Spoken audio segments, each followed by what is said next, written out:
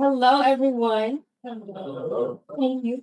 We are Group 5, and our project is called AI Driven Discovery of Candidates and Compounds to Slow the Cognitive Decline in Alzheimer's Disease. I am Destiny Bertier, and these are my team. My name is Jonathan Fox. I'm also from Kumar.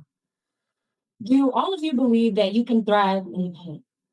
Can everyone here honestly think that they can easily recognize and remember the relationships and experiences that have mattered throughout their life? No. Okay, well, Alzheimer's disease is a condition that attacks the brain. It severely impacts the way you use your memory and able to be independent. Now, research from 2026 shows that there are 7.4 million Americans that are 65 and older and living with this condition. In Baltimore City, where this very university is located, there is a high rate of about 16.6% of adults being infected. Now, there is no cure to this condition, just drug compounds that help soothe the symptoms. That is why our project matters. Traditional drug discovery methods tend to take up to 10 years and can cost billions of dollars. Our goal is an AI driven workflow that can identify promising Alzheimer's compounds faster. We decided to do that through QSAR modeling. QSAR is quantitative structure activity relationship model, which is a way that a computer could look at the structure of a molecule and make an educated guess on how it may behave. We make sure to focus on Alzheimer related targets. We make sure to narrow down large data sets and get a ranking of candidates that are stronger candidates, and then also prepared it for drug discovery researchers to do further studies. Now, when it comes to our research question, we did have a big one in mind, which is, can AI actually prioritize drug-like compounds when it comes to Alzheimer's related targets? In other words, can AI help us examine thousands of compounds and figure out which ones deserve the most amount of attention? To do so, we made sure to use QSAR modeling, Chemical dataset, blood-brain barrier filtering, and molecular data. Now, QCR let us predict if a compound would have a certain behavior depending on their molecular features. When it came to chemical data sets, it provided us with chemical and biological data that we could use in our setting. Blood-brain barrier filtering is how we figure out if the compound will actually make it past the brain's protective barrier. Because there are some compounds that are effective or active, but we want to make sure that when it comes to a disease that attacks the brain, it is actually helpful. And when it comes to molecular docking, it is like trying to find which keys fit into a certain key lock. The compounds are the keys, and the Alzheimer related targets are the key lock. Molecular docking selection helps us see if they actually fit.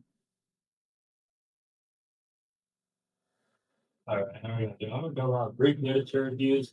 So for prior research, we were looking at protein structure prediction, which is basically AlphaFold or Chimera X, where you get a protein and you can see it almost in a 3D image to kind of see how it would look when it's combined through ligands, as well as QSAR, which is quantum structure activity relationship, which is essentially getting a molecule or getting a compound and seeing if it's active or not. So we did about 16 papers on the QSAR machine learning just because it was the first thing that we kind of prioritized. We wanted to make sure that we had as much information on it because it was a big chunk of our project. I'd say it's around 50% of our project. So some existing approaches that we had already seen were a collection of validated compounds from databases. So we used Paudel, PubChem, Kimball, all these different big softwares and data set websites that we could get already validated compounds so that we wouldn't have to go back and validate them ourselves, as well as using metrics, which is like F1 score, accuracy, different types of things. So that way we could best accurate, best predict and get a good accuracy of these compounds. Moving forward, so there's always going to be research gap in anything because research is continuous, right? So the main problem with the research that we've seen on this models is computational predictions, which means that all of it is just within the computer. None of it is outside of the computer. And what we did, as you can see at the top right where it says data sets, it's us running it through a whole bunch of different models. So that way, even though it's still through the computers, it's still running through real life data sets and not just something internal.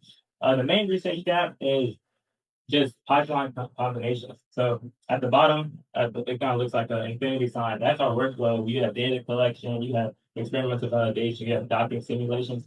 That's our workflow. We're all integrated into one. But the main problem with these ones, it was only in one of those will only integrate. So it would only be data collection, or it would only be AlphaFold, or it would only be molecular docking. But for us, as you can see by the end of this presentation, we'll figure it out. Hello everyone. Now let me walk through our methodology and the research design. So our project is a multiple step computer pathway designed to find the best drug candidate for the Alzheimer disease. So overall, our workflow is divided into two parts. You can say like the first part is building the pipeline, and the second part is prioritization. Switching the prioritization of the pipeline. So in the part one, we first started collecting the data from the different sources, like the binding data, chemical, opting, and the bit rate EV. Then we start cleaning the data like fixing the errors, and then we did the feature engineering using the tools for RDK. We just pull out the beautiful to chemical feature from each of the molecule. Then we build the QSR model. This is the place where we will find separate models for each of our target. After that, we just validate, like build a candidate library to score each molecule, and then the last part of the part one was like the validation. We double check our model that work well, and just they are not just memorizing the data. So in the part one, we will screening of the quality data. So we first filter the candidate like based on the how active they are. Then we integrated the ranking, like combining all the scores and rank the molecule from the best to the worst. Then we check the toxicity and the safety, like how safe and how safe the drugs are. Then we pick the possible candidates for the docking based on the ACHA target. Next.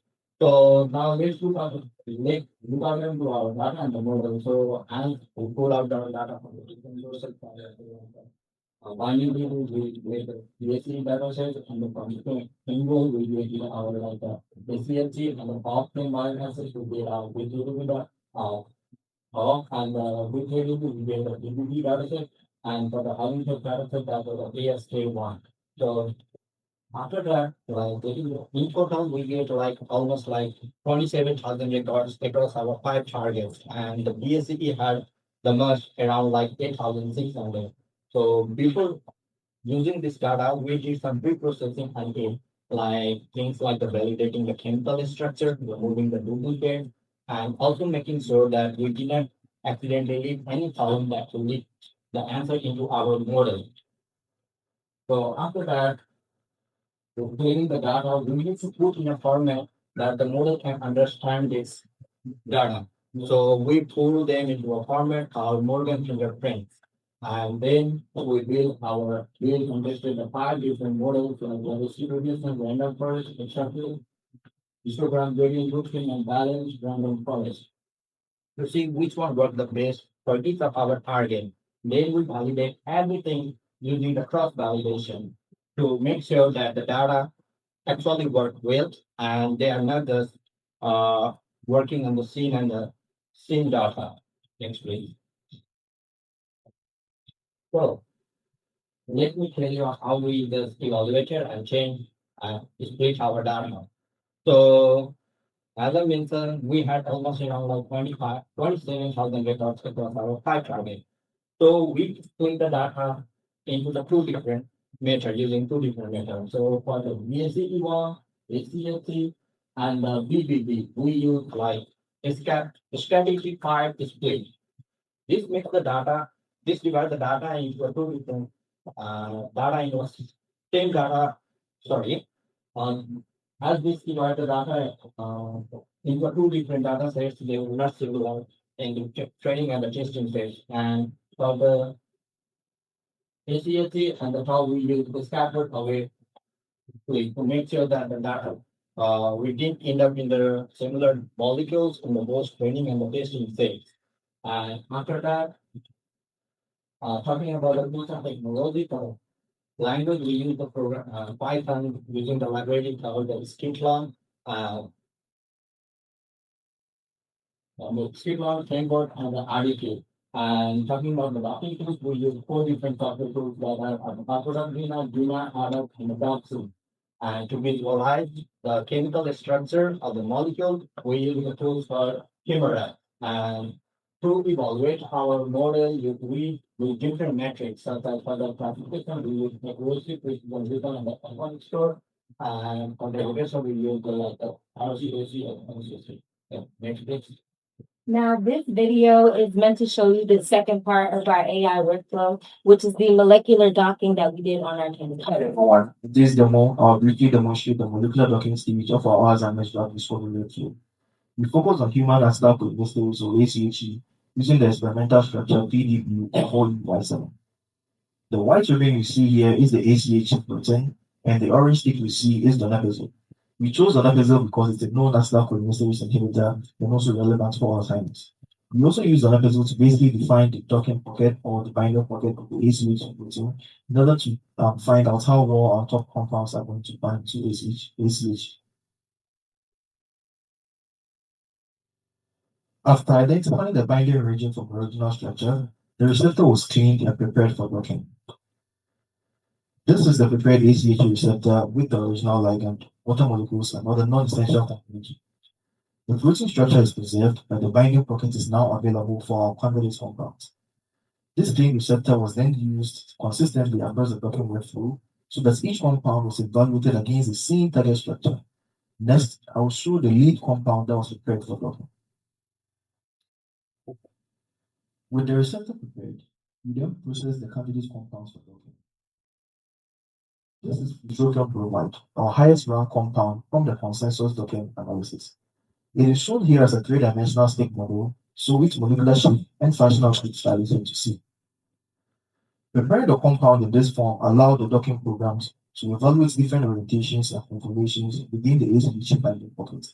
The next scene shows its top rank block host within the prepared receptor.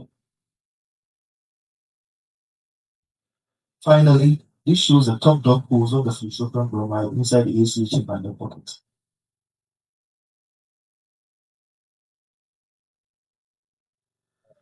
We're kind of getting to our results. So the primary results I learned just said about the data sets that we had. We had about 27,000 different regulatory compounds. And from those 27,000, we were able to filter out to a big tough flow. So the model performance and visual evidence.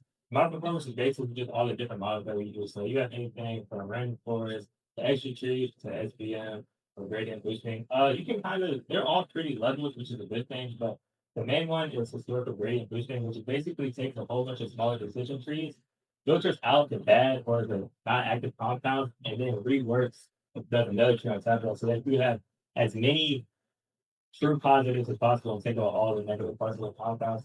At the bottom, it's just performance metrics, just showing accuracy, our ROC, USC scores, F1 scores, and just the best models for each data set that we trained on.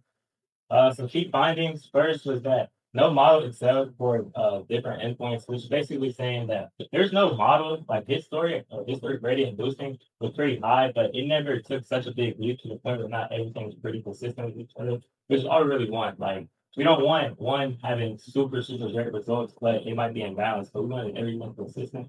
That was good that we had that type of outcome. As long as like pipeline performance along with was aligning with our literature, which basically is saying that all the stuff that we read before and how we integrated it is aligned with what we still have now. So, moving forward, I said for baseline comparisons, as you can see, usually it was 1 to 2 targets. Us, we did 5. Filtering, we did activity rate, which is QSAR, drug likeness, ADMT, which is basically how chemical framework on how drugs react to the body, as well as selection, which is usually they did 1 score, but we do multiple, which was like anti-BDD census doctor. So as you can see, the performance, like I said, the story gradient boosting was our best one, but comparing to random forest, balance random forest, just they wasn't too far off, which is all we wanted, was just consistency. All right, so some more analysis interpretation. The pipeline was successfully prioritized drug candidates, which means we did find the results that we wanted. We found drugs that catered or could possibly in the future treat Alzheimer's disease, as well as just doing that what we were being. Now, our project faced a few challenges that we needed to adapt to. The first one was that we had a class imbalance data set called ACHE.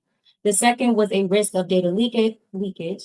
And the third was some struggles with our molecular docking set. Now, the issue with our first challenge is that an imbalanced data set can still give you a high accuracy score. which is essentially just a percentage on how well the model did at guessing which compounds were what.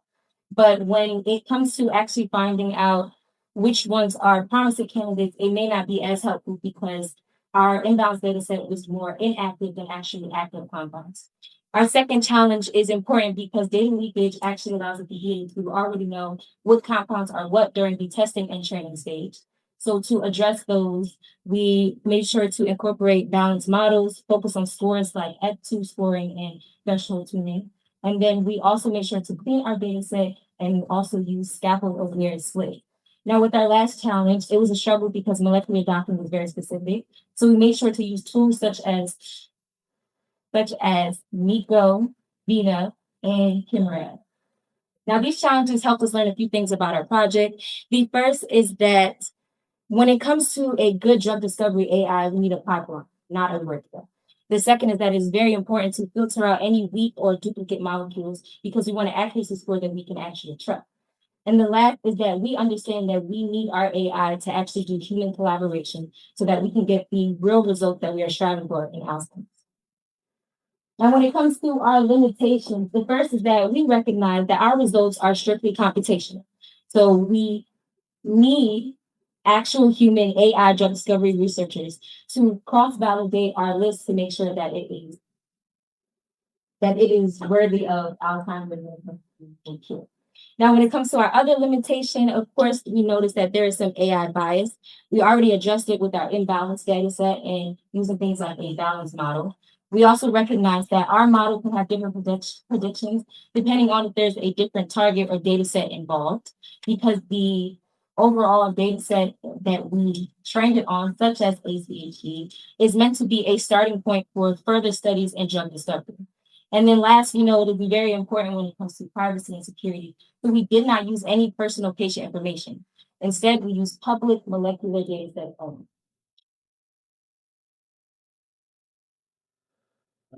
So talking about the conclusion, so we showed that the AI really can help her try to find the drug candidate for the Alzheimer disease. So in the beginning, as you mentioned, we had like almost around 27,000 records, and we narrowed down them to the top 5 consensus.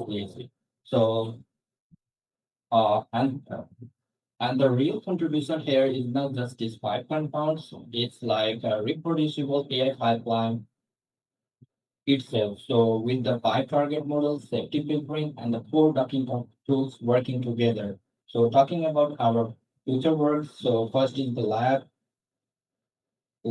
experiment. So to make sure that the compounds you can do find that really work. And the second is the molecular dynamics to check where they are like stable for a period of a time. And the third is like a drug optimization to check whether it's safe or no. And the fourth is like the clinical trials. All right, so these are our references and our data sets. I would like to acknowledge some things. So first, our graduate mentor, Ramisa, she's with us every single day, helping us through the ins and outs. Our faculty mentor, Dr. Paudel, he helped us, always leading us through. And this project wouldn't be possible without him.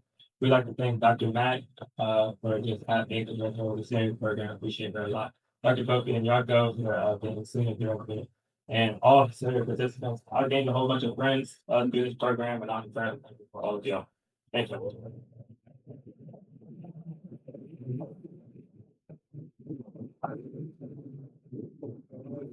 About 4 minutes for questions from the 4 minutes for questions from the audience.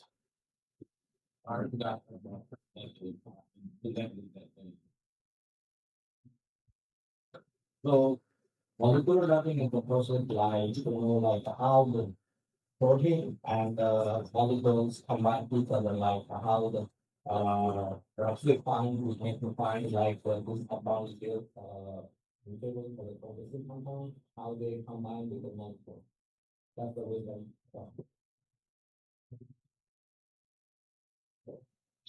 So these quick, we put the data plan. What do you sound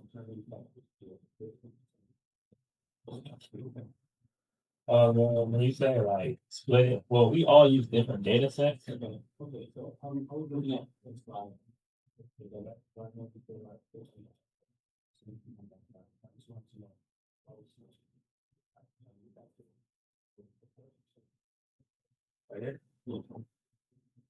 So if for the data, so we for the BSc, as I mentioned, for the BSc, ACLC, and the ASK1, we use a stratified display because the data set was not time bound, like it was like it was similar, like the active compound and the inactive compound were both the same amount. So we use the like a stratified display. So for the training, we use 8,559 records, and for the testing, we use 1,105.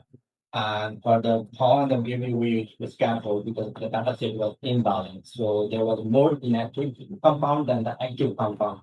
So the scaffold split, what does it do? It look into the like core structure of a chemical, like the ACLC compound we get it from the data set, they were like very similar. Like we see the like the chemical smiles of the ACLC, like if you see the methane and ethane, they seem both very similar. So if we use the scaffold split, they will not able to just distinguish between. So stratify counts to just distinguish between that. So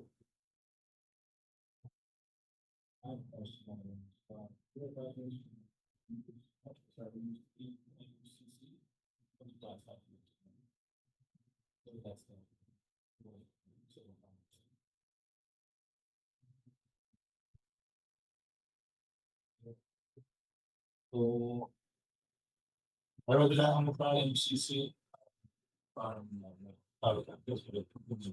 so these are the metrics that you use for the visualization. So to find the like a BBB, which is the value of the how it's like so we kind of depend on the equation, so we I'll answer the last question. What was your aha moment as a group? Like you were very Hi confident, everyone, very this demo, you see the make that achievement. What was that aha moment?